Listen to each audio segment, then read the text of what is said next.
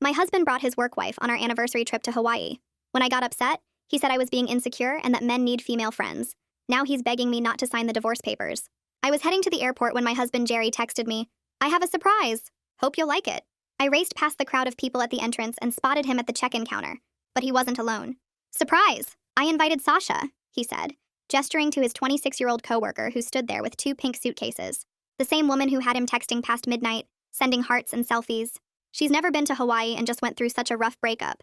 "I knew you wouldn't mind." Sasha hugged me like we were best friends. "You're so lucky to have such a thoughtful husband," she said. "He used your miles to book my ticket so I could afford it." I stood there frozen while Jerry showed me the boarding passes. "Aisle seat for me." Sasha had the window and Jerry between us. "I know you like to sleep on planes anyway," he said to Sasha. She giggled a quick thank you. He handed over mine, then frowned when he saw my face. "Don't be weird about this," he whispered in my ear. "This is just corporate culture. Everyone treats their work wife this way." After checking in and dropping our bags off in the hotel lobby, Jerry suggested we grab a late lunch at the beachfront restaurant. The hostess smiled and said, "Party of 3, right? Your husband changed the reservation last month." I felt my chest tighten. Our anniversary lunch. He'd planned for 3 people a month ago. As if things couldn't get worse, the meal itself felt like torture. Sasha sat between us, sharing bites off Jerry's plate and telling stories about their office inside jokes, while I sat there feeling like an outcast. On our way back through the lobby, he stopped at the spa desk. "I want to book tomorrow's couples massage," he said to the receptionist, pulling out his credit card. "For me and," he pointed at Sasha, "her." When I stared at him, he shrugged. "You hate massages anyway." "No, I said that we can't afford them," I told him. Jerry shrugged. "Same difference. It's not a big deal." But it was. It was a huge deal to me. And I was determined to put an end to it. "I'm sorry, but their massages should be separate," I told the spa desk. The receptionist gave an awkward smile and nodded, adjusting their appointment while Sasha flashed an annoyed expression at Jerry. He quickly pulled me aside near the elevators, his grip painfully tight on my arm. "You're embarrassing me with this middle school jealousy," he hissed. "Everyone's gonna think you're crazy. Is that what you want?" I shook my head slowly and his grip loosened, sighing. "You know, every successful man has a work wife," Jerry said, signaling for another round. "You're lucky I'm transparent about it. Most guys hide it." But the worst part of the trip happened when we finally went upstairs to our room. I felt my blood boil when the door opened. There was one king bed and a tiny pull-out couch that was shoved in the corner. "This'll be perfect for the 3 of us," he grinned. Sasha made a big show of volunteering to take the couch. "I don't want to cause any problems," she said sweetly, looking at Jerry like they were sharing some private joke. "You two should have the bed. It's your anniversary." I crawled into bed that night feeling like a stranger in my own marriage. Jerry gave me a quick peck on the forehead before turning away. "See? Everything's fine. You always make such a big deal out of nothing." I woke up at 2 a.m. to whispering and giggling. Through the darkness, I watched my husband get up and walk over to the couch. "Come on," he whispered to Sasha. "The bed's huge. She won't even notice." I heard her fake protest for about 2 seconds before following him back. She slipped under the covers on his side, and he pulled her close against him. "She's out cold," he whispered. I lay there for another hour, completely still, listening to their synchronized breathing, his hand on her waist, her head on his chest, in our anniversary bed. When I couldn't take it anymore, I slipped out and locked myself in the bathroom with my phone. I booked the next flight home using his credit card. I packed in the dark, then took photos of them tangled together just before I left. The Uber to the airport cost $200. I didn't care. I blocked his number during takeoff and watched the missed calls pile up when I landed back home hours later. I wasted no time and found a lawyer to help me handle this mess, collecting evidence, drawing up divorce papers. And that Monday when Sasha and Jerry returned to work, I marched into their office building with my lawyer, ready to see heads roll. The entire C-suite was in their quarterly planning meeting, and I thought, wow, perfect timing. Jerry's face went from confused to white when he saw me walk in. "Sorry to interrupt," I said, handing him the divorce papers in front of everyone. "But I wanted to make sure you got these, since you were too busy on our anniversary to notice I left." Everyone stared quietly. His boss started to speak, but I wasn't done. I opened my laptop and hit send on the email I'd drafted to HR. "I've just sent you receipts for the romantic dinners, the couple's massage, and the first-class ticket to Hawaii that Jerry purchased for his coworker using the company card, listed as client entertainment." The CEO's face twisted sourly. "He used company funds for your anniversary trip?" "Oh no," I said, pulling up the photo on my phone. "He used them for Sasha's trip. Our anniversary trip was just the 3 of us in one bed." I set the photo on the conference table. Jerry and Sasha tangled together in bed. That's when Sasha screamed. "Wait, it's not what you think." Tristan stood up so fast his chair rolled backward and hit the wall behind him. He held up both hands and pointed at the door with one sharp motion. Everyone else in the room started gathering their laptops and folders while keeping their eyes down like they didn't want to be part of this mess. I watched them file out one by one, some of them glancing back at the photo still sitting on the conference table. Tristan waited until the last person left before he turned to look at Jerry and Sasha, then at me. His face had gone completely red, and I could see a vein pulsing in his forehead. He told them both to sit down and gestured for someone from HR to come back in. Jerry dropped into his chair and put his head in his hands, while Sasha kept standing there with tears running down her face. She kept saying it wasn't what it looked like, that we were all in the same room and nothing happened, that I was twisting an innocent situation into something dirty. I stood perfectly still near the doorway, watching Jerry's shoulders shake. His face cycled through so many expressions in just a few seconds. First, he looked shocked, like he couldn't believe I'd actually shown that photo to everyone. Then anger flashed across his features and his jaw clenched tight. Finally, panic set in, and his eyes darted around the room like he was looking for an escape route. Sasha turned to him for support, but he wouldn't even look at her. She said his name twice, but he just kept his head down, and his hands pressed against his temples. A woman from HR came back in with a notebook and sat down at the far end of the table. She asked if I had copies of everything I'd sent to their department. I nodded and told her it was all in the email with timestamps and receipts attached. Tristan told me I could leave now and that they'd be in touch about next steps. I picked up my laptop and walked out without looking back at Jerry or Sasha. The hallway felt too bright after the dim conference room. I made it about 10 steps before Jerry came rushing out behind me, calling my name. He caught up and tried to grab my arm, but I pulled away before he could touch me. He used that calm voice he always puts on when he wants to sound reasonable, the one that makes me feel crazy for being upset. He said we needed to talk about this like adults and work it out privately instead of making a scene at his workplace. I stopped walking and turned to face him. I told him everything goes through my attorney now and there's nothing to discuss between us anymore. He started to respond, but I walked away while he was still mid-sentence with my hands shaking, so hard I had to shove them in my pockets. My legs felt steady though, and I kept walking toward the elevator without looking back. I could hear him calling after me, but I pressed the button and waited, watching the numbers light up as the elevator climbed toward our floor. When the doors opened, I stepped inside and hit the lobby button. Jerry was still standing in the hallway staring at me when the doors slid shut. I drove straight to Josephine's office building across town, gripping the steering wheel so tight my knuckles turned white. The receptionist told me Josephine was with another client, but I said it was an emergency and I'd wait as long as needed. She made a phone call, and 5 minutes later, Josephine came out and brought me back to her office.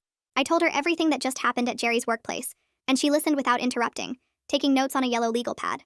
When I finished, she asked if I'd kept copies of all the evidence I'd shown them. I pulled out my phone and showed her the backup files I'd saved to the cloud. She nodded and started making a list of immediate steps we needed to take. First thing was separating our bank accounts so Jerry couldn't drain them out of spite or panic. She walked me through how to open a new account in just my name and transfer half of everything from our joint savings and checking. Next, she told me to change all my passwords for email, social media, bank accounts, everything Jerry might know or guess.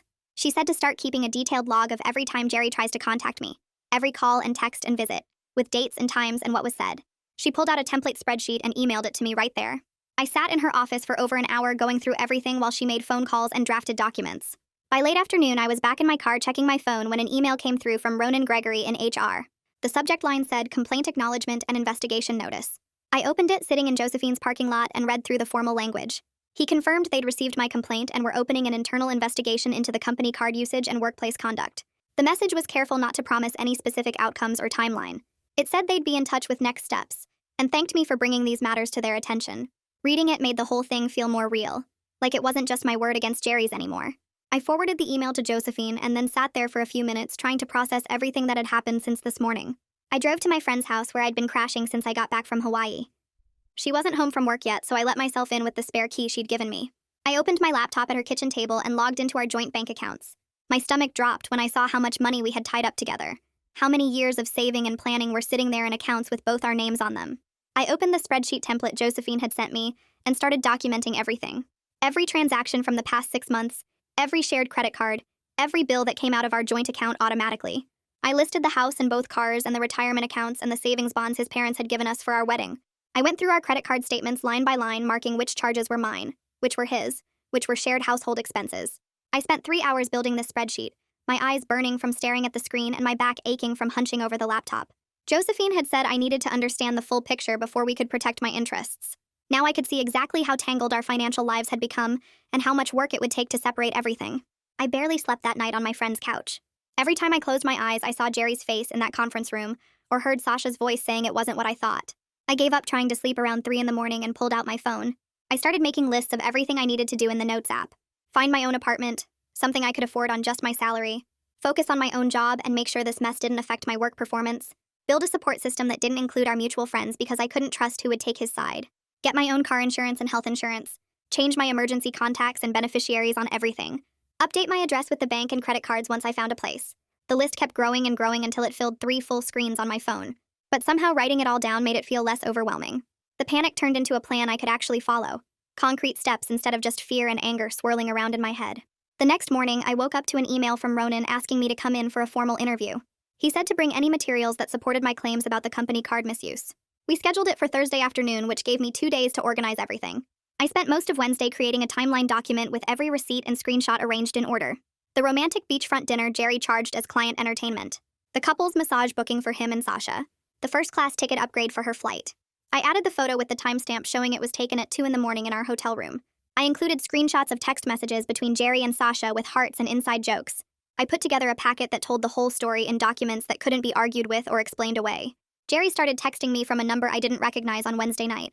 The messages came in one after another, each one swinging between apologizing and accusing me.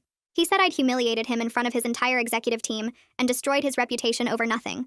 He said I was overreacting to a simple misunderstanding and making it into something it wasn't. He said Sasha was just a friend and I was being jealous and crazy. Then the next message would say he was sorry and he never meant to hurt me. And could we please just talk? I took screenshots of every single message and forwarded them to Josephine without responding to any of them. She'd told me that engagement only gives him power, and the best thing I could do was document everything and stay silent. After I sent her the screenshots, I blocked the new number and put my phone on Do Not Disturb. Thursday morning, the company's finance department sent me a direct email asking for the receipts I'd mentioned in my message to HR. I replied with attachments of everything. The beachfront restaurant bill for 3 people charged to Jerry's corporate card with client entertainment written in the notes. The spa booking confirmation showing a couple's massage for Jerry and Sasha charged the same way. The airline receipt showing Sasha's ticket upgrade to first class, also on the company card, also labeled as client entertainment. I included the dates and amounts and a brief explanation that these were personal expenses for Jerry's coworker during what was supposed to be my anniversary trip. I hit send and felt a small surge of satisfaction, knowing that finance departments don't mess around when it comes to card misuse. My phone started blowing up with texts from mutual friends Thursday afternoon. They all wanted to know what happened and why I was trying to ruin Jerry's career over a misunderstanding. Some of them said I was overreacting, and that successful men always have close relationships with female coworkers. Others said I should have handled it privately instead of embarrassing him at work. A few said they'd heard his side of the story, and it sounded like I was making a bigger deal out of it than it really was. I read through the messages, feeling my chest get tighter with each one. None of these people had been there in that hotel room. None of them had watched my husband invite another woman into our anniversary bed. None of them had spent the flight home alone looking at photos of the two of them tangled together. I turned off all my notifications and decided I was done explaining myself to people who weren't there and didn't see what I saw. If they wanted to believe Jerry's version where he was the victim and I was the crazy jealous wife, that was their choice. I knew what I'd seen, and I had the evidence to prove it. Friday morning, I woke up on my friend's couch with my phone already in my hand and pulled up a search for therapists who handle divorce and betrayal. I scrolled through profiles for 20 minutes before finding Janelle Pittman, whose bio mentioned specializing in relationship trauma and helping people rebuild after major life changes. I clicked the booking link and saw the first available appointment was next Tuesday at 2 p.m. I selected it and entered my information, then stared at the confirmation email for a solid minute like it was some kind of proof that I was actually dealing with this instead of just surviving it. I added the appointment to my calendar and set 3 reminders because I couldn't trust my brain to remember anything important right now. That afternoon, I met Josephine at her office and she had papers ready for me to review. She explained she was filing for temporary court orders to freeze our joint accounts, so Jerry couldn't drain them or hide money before the divorce was final. The orders would also establish a no-contact rule requiring all communication to go through our attorneys instead of directly between us. She told me Jerry had already tried showing up at my temporary housing once, and these orders would give me legal protection if he violated them again. I signed everything she put in front of me and watched her make copies for the court filing. She said the judge would likely approve them within a week, and that gave me something concrete to hold on to.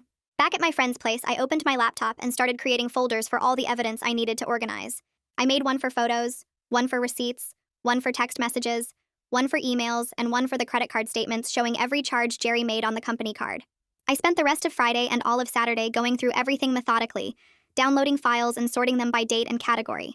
Every time I looked at the photos from Hawaii or read through the text exchanges, I felt my chest get tight and my hands start shaking, but I forced myself to keep going because this documentation was the only power I had. I created a detailed timeline showing when Jerry changed the restaurant reservation, when he booked the couple's massage, when he used the company card for Sasha's ticket, and when I took the photos of them in bed together. By Sunday afternoon, I had a complete packet ready for both HR and the compliance department, organized so clearly that anyone could follow exactly what happened and when. Wednesday evening, I was sitting at the kitchen table working on my laptop when I heard knocking at the front door. I looked up and saw Jerry through the window, standing on the porch and calling my name. He said we needed to talk face-to-face like reasonable adults, and work this out without lawyers getting in the way. I grabbed my phone and started recording video of him from where I sat, capturing his voice and his presence at the door. I didn't respond or move toward the door at all, just kept filming while he knocked and called out for another 5 minutes. After he finally left, I immediately texted Josephine and sent her the video file, explaining what happened and what time it occurred. She responded within 10 minutes saying this was a clear violation, and she would add it to our documentation for the court. Late that night after my friend went to bed, I opened a blank document on my laptop and started writing about everything that happened. I wasn't planning to share it with anyone or post it online. I just needed to get my thoughts organized and clear in my own mind. I wrote about the airport, the hotel room, waking up at 2 in the morning and serving the divorce papers in the conference room. I wrote down a new rule for myself in bold letters at the bottom of the page. No defending my choices to people who weren't there. No explaining what I saw or felt to anyone except through proper legal channels. Just facts and evidence and letting the documentation speak for itself. Thursday morning, I drove to the office building where Jerry worked and met Ronan in a windowless conference room on the 3rd floor. A compliance officer sat next to him with a laptop open and ready to take notes on everything I said. They asked me to walk through the entire Hawaii trip from the beginning, and I stuck to specific facts and timeline details without adding emotional commentary or crying, even though my throat felt tight the whole time. Ronan asked detailed questions about when Jerry first mentioned having a work wife, when I noticed the restaurant reservation had been changed to 3 people, and the exact wording Jerry used when booking the couple's massage for himself and Sasha. I answered each question directly, and watched the compliance officer type everything into her laptop. They asked about every single charge on the company card, and I provided the dates, amounts, and the descriptions Jerry had entered for each one. The interview lasted almost 2 hours, and by the end my hands were cramped from gripping the edge of my chair. That afternoon, Ronan sent me an email asking me to provide the original photo files with full metadata intact and copies of the credit card statements showing each charge. I logged into my cloud storage and downloaded everything to a folder, then uploaded the files to the secure portal link he provided. The progress bar moved slowly as the photos and documents transferred, and I sat there watching it climb to 100%, while feeling completely exposed, but also determined to see this through the right way. Friday morning, Josephine called to tell me that Sebastian Page, Jerry's attorney, had filed a motion claiming I was causing reputational harm by making private marital issues public in his workplace. She said not to worry because she was already preparing a detailed response explaining that company card fraud and workplace boundary violations were legitimate compliance concerns, not private marital disputes. She told me the motion was a standard defensive tactic and the judge would see right through it. Tuesday afternoon, I drove to Janelle's office for my first therapy session and sat in a chair across from her while she asked me about what brought me in. I told her about Hawaii and the conference room and everything that happened since, and she listened without interrupting or looking shocked. She taught me some grounding techniques for when I felt my anxiety spike, like focusing on 5 things I could see and 4 things I could touch. We talked about the gaslighting patterns in Jerry's behavior over the past year, how he'd been slowly convincing me that my reactions were crazy when they were actually normal responses to real violations. She said my reaction wasn't excessive or unreasonable, that anyone would find what happened devastating and my choice to leave was completely valid. I left her office feeling raw but also lighter, like someone had finally confirmed that I wasn't making this bigger than it needed to be. That evening, while going through old message threads for the legal file, I found texts from late at night where Sasha mocked me to Jerry. She called me uptight and boring, said I didn't understand modern workplace culture, and that successful people had different relationship rules. She joked about me being jealous and said Jerry deserved someone who appreciated him properly. I read through the messages twice to make sure I understood them correctly, then forwarded the entire thread to both Josephine and Ronan with a brief note explaining when these were sent. This wasn't just about the company card anymore. This was evidence that both of them knew exactly what they were doing and thought it was funny that I didn't catch on sooner. Thursday morning, my phone rang with Ronan's number and I picked up immediately. He told me that Sasha filed a formal counter-complaint claiming I created a hostile work environment by publicly exposing her relationship with Jerry in front of senior leadership. I felt my gut twist but stayed quiet while he explained the process. He said this was a standard defensive move, that HR sees it all the time when someone gets caught violating policy. Josephine called me back within 20 minutes after I texted her about the counter-complaint, and she sounded completely calm. She explained that Sasha's complaint wouldn't hold up because my actions were reporting legitimate financial misconduct, not targeting her personally. The company card misuse was real, documented, and my business to report since Jerry used marital assets and company resources. She told me not to worry, that this was exactly the kind of predictable response she expected from someone trying to shift blame. Over the next week, Josephine worked on crafting detailed responses that clearly separated my personal divorce issues from the workplace policy violations Jerry committed. She showed me drafts where she outlined how the company card fraud was a compliance matter, not a marital dispute, and how my report to HR followed proper channels for financial misconduct. She explained that keeping these 2 lanes completely separate protected me from looking vindictive while still holding the company accountable for real violations. I read through her responses 3 times, noting how carefully she worded everything to focus on facts and policy rather than emotions or revenge. The following Tuesday, we went to court for the temporary orders hearing. I sat in the hallway outside the courtroom for 40 minutes watching other cases get called while my hands shook in my lap. When our turn came, I followed Josephine into the courtroom and sat at the table while she presented our requests for mutual restraining orders and temporary spousal support. Jerry's attorney argued that I was being unreasonable and vindictive, that Jerry needed access to marital funds for his own legal fees and living expenses. The judge listened to both sides without much expression, then granted mutual restraining orders prohibiting either of us from contacting each other except through attorneys. She set temporary spousal support at $800 a month, which was way less than I'd hoped for, but enough to help with basic expenses. Josephine whispered that this was actually pretty standard for temporary orders, and we could push for more in the final settlement. I left the courthouse feeling like I had some protection and breathing room, even if it wasn't everything I wanted. That afternoon, I met with a realtor to start apartment hunting. I gave her my budget based on my own income plus the temporary support, and she pulled up listings that were way smaller and less nice than the house Jerry and I shared. We drove around looking at one-bedroom apartments in safe neighborhoods, and I kept adjusting my expectations downward with each place. The third apartment had stained carpet and a tiny kitchen, but the building was secure and the rent fit my budget. I focused on finding something safe and affordable rather than trying to match what I was leaving behind. The realtor seemed to understand without me having to explain why I was doing this alone. 3 weeks after the conference room confrontation, Ronan called again to tell me that Jerry had been placed on paid administrative leave while they completed their investigation. I asked what that meant, and he explained that Jerry would stay home with full pay until HR and compliance finished reviewing all the evidence and interviewing relevant people. It felt like partial validation, proof that the company was taking this seriously, but I knew paid leave wasn't the same as being fired. Ronan couldn't promise what the final outcome would be, said the investigation could take another few weeks. I thanked him and hung up feeling like this was progress but not victory. A formal letter arrived from Sebastian the next Monday, printed on expensive letterhead and carefully worded by lawyers. The letter expressed regret for any distress caused to me during this difficult time, acknowledged that mistakes were made in judgment, and hoped we could move forward professionally. I read it twice looking for any actual admission of wrongdoing, but found none. It was pure legal language designed to sound apologetic, without admitting anything that could be used in court. I forwarded it to Josephine without responding directly, following her advice that any personal communication with Jerry or his attorney could be twisted and used against me later. She replied within an hour saying this was exactly what she expected and to ignore it. Friday morning, I got an alert from my bank app showing several large transfers from our joint savings account. I opened the app and saw that Jerry had moved $12,000 out the day before the temporary orders took effect. I called Josephine immediately, and she told me to screenshot everything and send it to her right away. She said she would file an emergency motion to freeze the remaining funds and force Jerry to account for where the money went. I sat on my friend's couch staring at the transactions, feeling the betrayal cut even deeper, knowing he'd been planning his exit strategy while pretending to be reasonable. He'd taken that money knowing the court was about to restrict access, which meant he'd been thinking several steps ahead while I was just trying to survive. That weekend, I heard through mutual friends that people at Jerry's office were spreading rumors about me. They said I was a vindictive ex trying to destroy him over a midlife crisis, that I couldn't handle him having female friends at work, that I made everything public because I wanted attention. The rumors hurt more than I expected, knowing people were talking about me without knowing what really happened. But I refused to defend myself on social media or through the gossip chain. I trusted that the evidence would speak louder than workplace speculation, that HR had the receipts and photos and would make their own judgment. Josephine told me not to engage with any of it, that responding would only make me look defensive. Tuesday afternoon, I went back to Janelle's office for my second therapy session.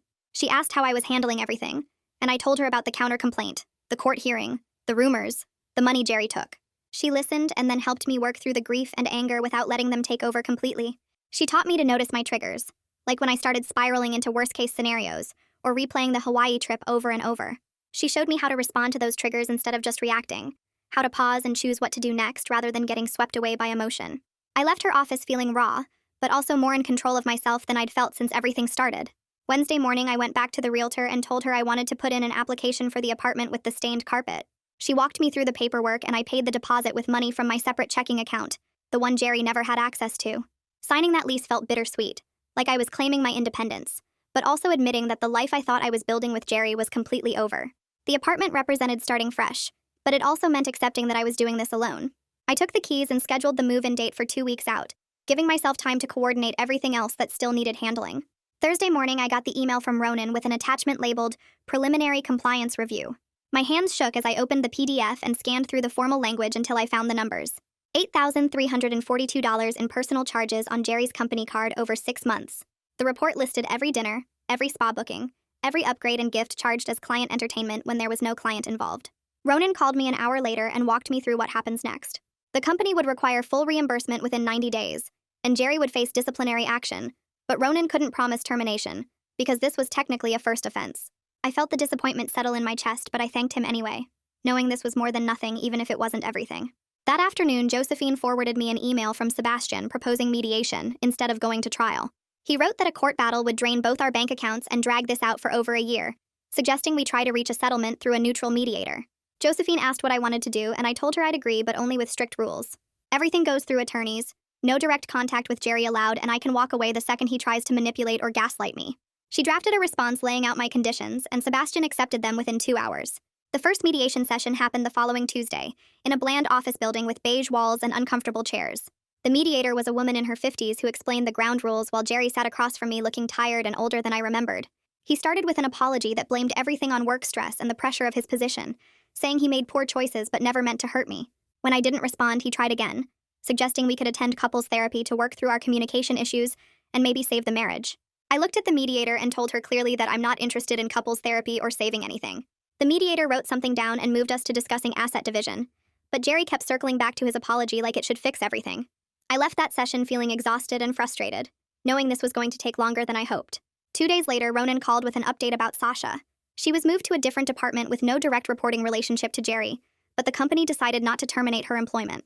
I felt my jaw clench hearing that she basically got away with everything while I'm the one rebuilding my entire life. Josephine reminded me during our call that my goal is protecting myself and moving forward, not making sure everyone involved gets punished the way I think they deserve. That weekend, I noticed Jerry posting on social media about being targeted and misunderstood. Vague messages that didn't name me but clearly painted himself as the victim. Several mutual friends liked and commented with supportive messages, asking if he was okay and saying they were there for him.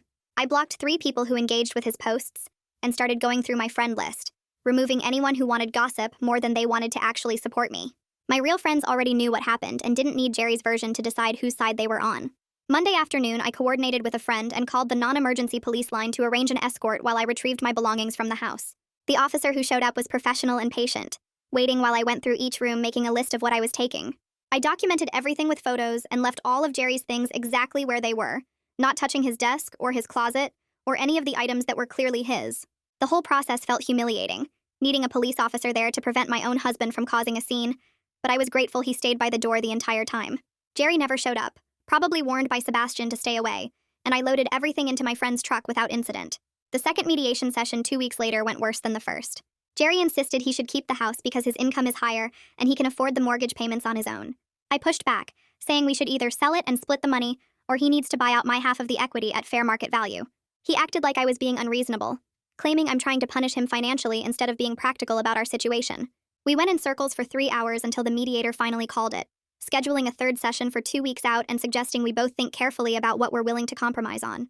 I left feeling angry and stuck, knowing Jerry was going to drag this out as long as possible. That Thursday, Josephine asked me to come to her office for a reality check conversation. She walked me through what would likely happen if we went to trial, what the judge would probably award me versus what I'm asking for, and how much the whole process would cost in legal fees and emotional energy. I felt defensive at first, wanting her to tell me I deserved more and we should fight for everything. But she kept bringing me back to the numbers and the probabilities, helping me see that compromise might actually serve me better than fighting for total victory that might never come. Alone in my apartment that evening, I pulled up old photos from our wedding and the early years when things felt good. I went through them slowly, remembering who I thought Jerry was and who I thought we were together. Then I plugged in an external hard drive and moved every photo into an archive folder, organizing them by year before deleting them from my phone completely. It felt like a small ritual, but it helped, giving me permission to let go of the version of Jerry I'd built in my head and accept that person never really existed. The next morning, a formal letter arrived from the company's HR department with the final outcome of their investigation. Jerry had to repay all personal charges within 90 days, lost his corporate card privileges permanently, and received a formal written warning that would stay in his personnel file. Sasha got a counseling memo about maintaining professional boundaries, but no financial penalty or formal discipline. I read through the letter twice, feeling that familiar mix of validation and frustration. It was something, proof that I wasn't crazy and the company took it seriously, but it wasn't the clean justice I'd imagined when I walked into that conference room. I filed the letter in my growing folder of divorce documents and tried to focus on what came next instead of what I wished had happened. Tuesday morning, I sat in Janelle's office for my third session, sinking into the worn couch while she pulled up her notes from last time. She asked me what I wanted from Jerry now, what would feel like enough, and I started listing all the ways he should suffer for what he did. She let me talk for maybe 5 minutes before gently interrupting.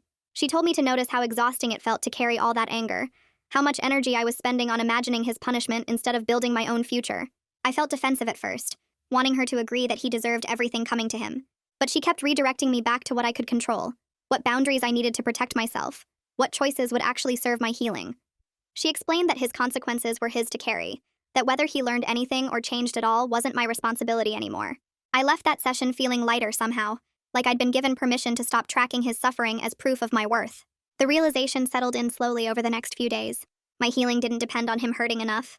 Friday afternoon, my phone buzzed with a text from Michelle, a friend from our old neighborhood who still talked to both of us. She said Jerry wanted to know if we could discuss the house directly, instead of through lawyers, that it would save us both money and time.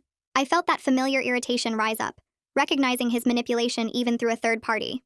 I took a screenshot of the message and forwarded it to Josephine with a brief note explaining the context.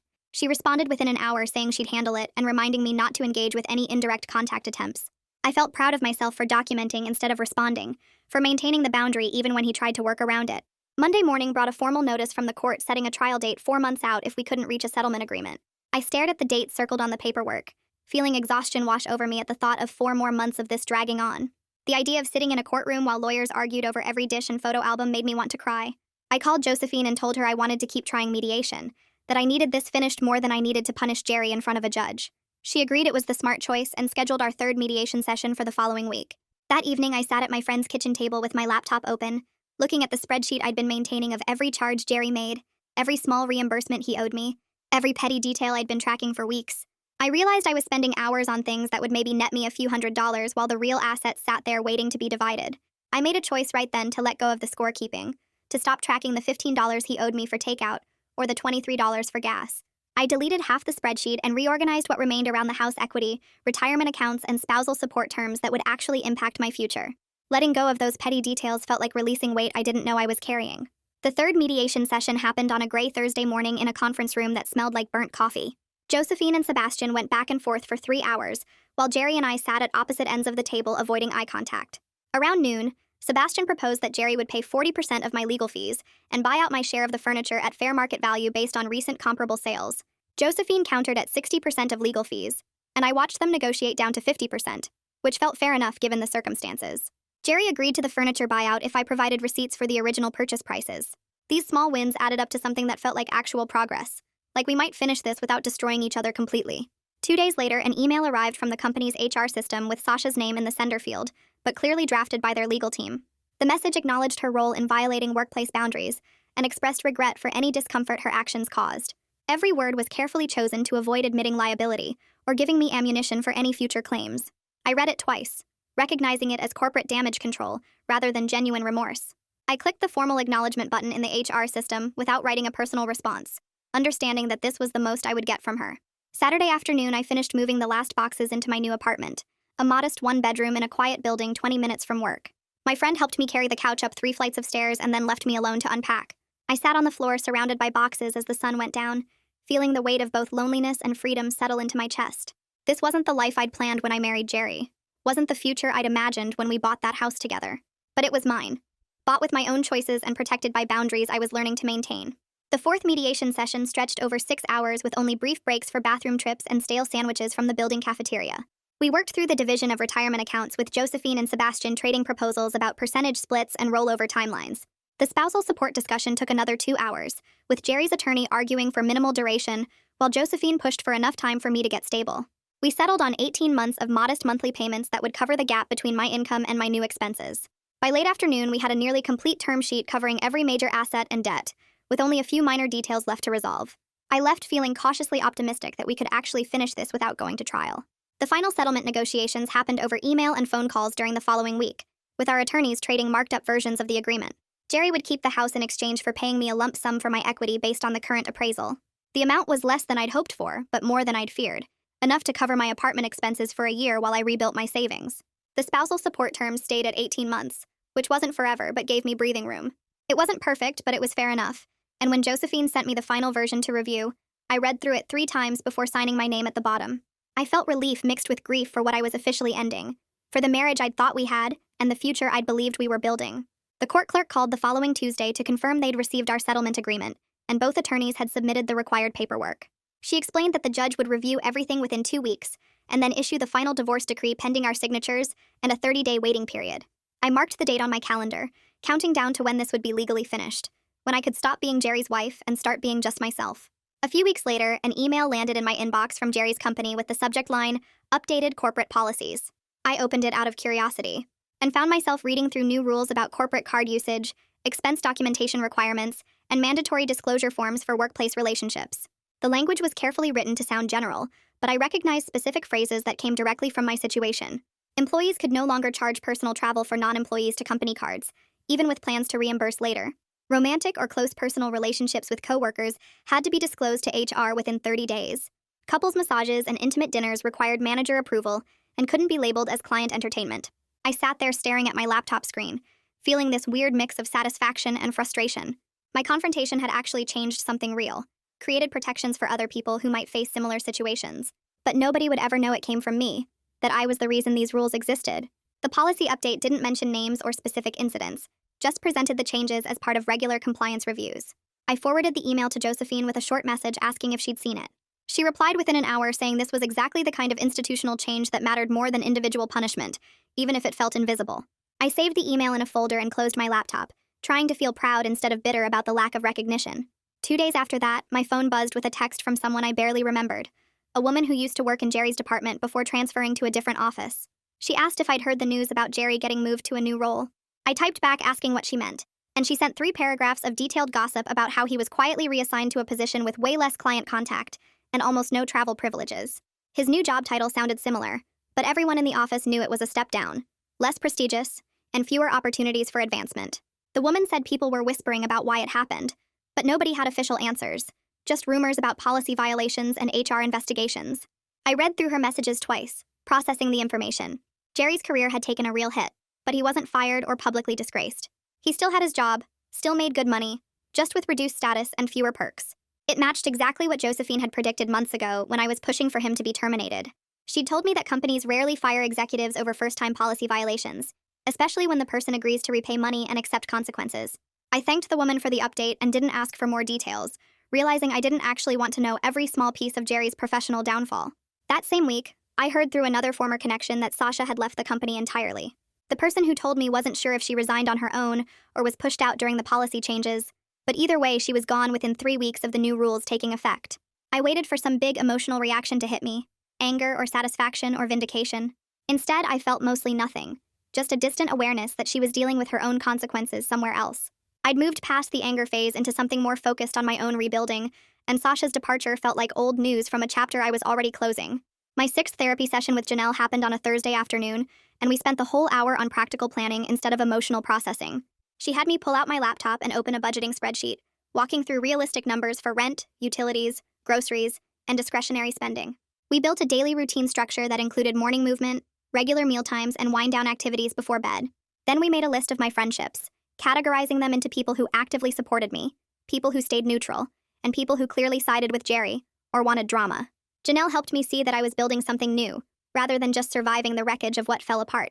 She pointed out specific examples of choices I'd made that showed growth, like declining to engage with Jerry's manipulation attempts or setting boundaries with pushy friends.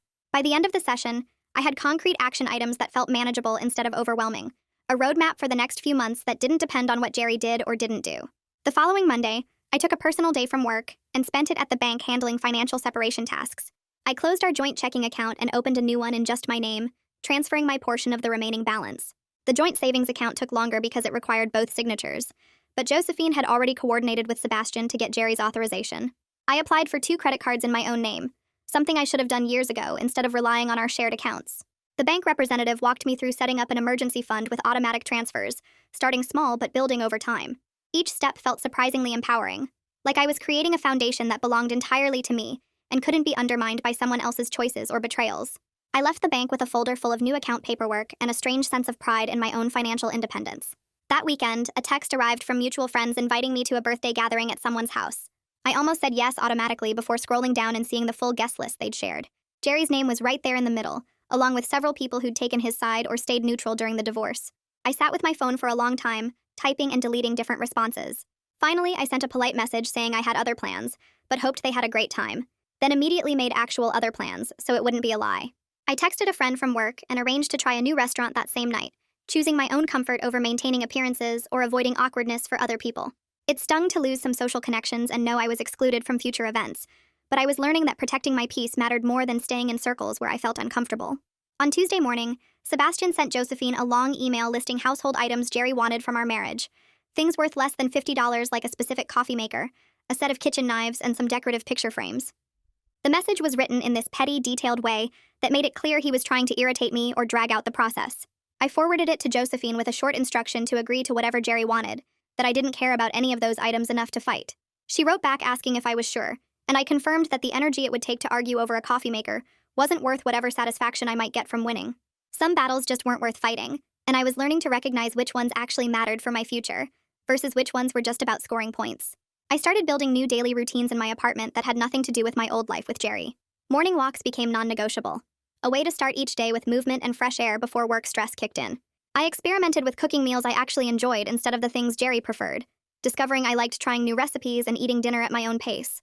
Reading before bed replaced scrolling through my phone, giving my brain something to focus on besides replaying arguments or imagining confrontations. Some nights I still felt crushingly lonely, sitting in my quiet apartment with nobody to talk to and nothing to distract me from my own thoughts. But I was learning to sit with the loneliness instead of running from it or trying to fill it with someone else, recognizing it as part of healing rather than something to avoid. Janelle had taught me that discomfort didn't mean I was doing something wrong. Sometimes it just meant I was doing something hard and necessary. 3 weeks into my new routines, my car started making a weird grinding noise that got worse every time I drove. I took it to a mechanic who gave me the bad news that I needed brake work and a transmission service, repairs that would cost almost $800. The bill strained my carefully planned budget and meant I'd have to cut back on discretionary spending for the next month, maybe skip the gym membership renewal, or eat more meals at home. My first instinct was to call Jerry and ask him to cover half since the car problem started while we were still married. Instead, I approved the repairs, adjusted my budget spreadsheet, and figured out which expenses I could reduce to make it work. The self-reliance felt hard-won and precious, proof that I could solve my own problems without depending on someone who'd proven unreliable. I paid the mechanic with my own credit card and drove home feeling capable in a way I hadn't felt in years. Late one night when I couldn't sleep, I opened my laptop and started writing a long email to Jerry. I typed out everything I wished I could say about the betrayal, about the lies and manipulation, about how he'd made me feel crazy for noticing what was right in front of me. The words poured out for almost an hour, pages of hurt and anger and disappointment that I'd been holding back through all the legal proceedings and mediation sessions. When I finished, I read through the whole thing 3 times, editing and adding details, making sure every point was clear. Then I closed the draft without sending it and went back to bed, leaving it sitting in my email folder. The next day in therapy, I told Janelle about writing the email, and she helped me understand that I'd been writing it for my own closure, not because Jerry deserved to hear it, or would even understand what I was trying to say. She pointed out that sending it would just give him another opportunity to deflect, gaslight, or turn my pain into something about him. The email had served its purpose by helping me organize my thoughts and feelings, and deleting it without sending was actually the stronger choice. I went home that afternoon and moved the draft to my trash folder, then emptied the trash so I couldn't change my mind later. 3 weeks later, the thick envelope arrived from the court with the official divorce decree inside. I opened it standing in my kitchen and pulled out the stamped documents that made everything final. The legal language felt cold and formal, reducing 7 years of marriage to property division and support terms. But seeing my signature next to Jerry's on the last page made my hands shake. I sat down at my small dining table and spread the papers out in front of me, reading through each section slowly, even though I'd reviewed the settlement terms a dozen times already. Relief washed over me first, knowing I could finally stop waiting for the next legal hurdle or Jerry's next manipulation attempt. Then grief hit harder than I expected, not for Jerry himself, but for the life I thought we were building and the person I used to be before Hawaii. I sat there for almost an hour just holding the papers, feeling the strange mix of emotions without trying to push any of them away. When I finally filed the documents in my desk drawer, I felt something close to pride that I'd made it through to the other side without compromising my boundaries or letting Jerry gaslight me into thinking I was overreacting. That weekend, I spent Saturday afternoon organizing my digital files and archiving every photo, screenshot, and receipt related to the divorce into a password-protected folder on an external hard drive. I labeled it clearly so I could find it if needed for taxes or legal purposes, then moved the whole drive to the back of my closet where I wouldn't see it every day. The workplace gossip group chat still had new messages every few days with people discussing Jerry and Sasha like they were characters in a soap opera, analyzing every detail and adding their own speculation about what really happened. I scrolled through the latest round of messages and felt nothing, but exhaustion at seeing my pain turned into entertainment for people who barely knew me. I clicked the leave group button without announcing my departure or explaining my decision to anyone. On Monday morning at my own job, I asked my manager if we could talk privately about taking on more responsibility. She closed her office door and listened while I explained that I wanted a challenging assignment that would help me focus on my career and prove my capabilities beyond what I'd been doing. I didn't mention the divorce directly, but she'd heard enough through the office to understand what I was really asking for. She pulled up her project list and offered me a high-visibility client presentation that would require research, strategy development, and direct executive contact. The assignment scared me a little, but I accepted immediately, feeling capable and valued in a way I hadn't felt in months. Walking back to my desk with the project details, I realized how much I'd let my identity shrink down to being Jerry's wife, and then Jerry's victim. and how good it felt to be recognized for my actual professional skills. 2 days later, a handwritten note arrived at my office in a plain envelope with no return address. I opened it carefully and recognized Ronan's signature at the bottom, before reading the brief message acknowledging that my complaint had led to meaningful changes in company policy around expense reporting and workplace relationship disclosure. He explained that company rules prevented him from publicly crediting me or sharing investigation details, but he wanted me to know that other employees would benefit from the stronger protections now in place. I read the note twice and tucked it into my desk drawer, appreciating the private validation even though nobody else would ever know my role in improving those policies. Knowing I'd made a difference beyond my personal situation felt more satisfying than any public vindication could have been. 6 months after walking into that conference room with divorce papers and evidence photos, I sat in my apartment on a Saturday morning with coffee and a small plant I'd bought for the windowsill the week before. Sunlight came through the window and hit the leaves just right, making them glow green against the white wall. I felt something close to peace sitting there in my own space, surrounded by furniture I'd chosen, and a life I was building entirely on my own terms. The divorce hadn't given me perfect justice or total vindication, and Jerry's career had taken a hit, but not collapsed entirely the way part of me had wanted. But I'd gotten out with my dignity intact, and learned to set boundaries that actually protected me instead of just keeping the peace. I'd stopped waiting for other people to validate my experience or punish Jerry on my behalf, focusing instead on building a life where his choices couldn't hurt me anymore. The real win turned out to be learning that I could trust my own judgment, stand up for myself even when it got messy, and choose my own well-being over maintaining appearances. I took another sip of coffee and looked at my plant, thinking about how much could grow in 6 months when you gave it the right conditions. So yeah, that's the story. Just me, you, and a random moment from life that somehow turned into a full video. Thanks for hanging out, seriously. Subscribe if you want to chill here again next time.